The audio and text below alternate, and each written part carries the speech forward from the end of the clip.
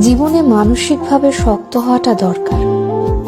আপনার ভেতরটা যতই নরম হোক না কেন, বাইরে বোঝাতে হবে আপনি একজন শক্ত মানুষ। শক্ত হতে না পারলে আপনাকে প্রতিনিয়ত ঠকতে হবে। নিজের ভেতর আত্মসম্মান বোধ, ইগো কিংবা মূল্যবোধ থাকা উচিত। খেয়াল করলে দেখবেন যারা ঠকে যায় তারা বরাবরই নরম মনের মানুষ। শক্ত মনের কাউকে মানুষ ঠকাতে পারে না।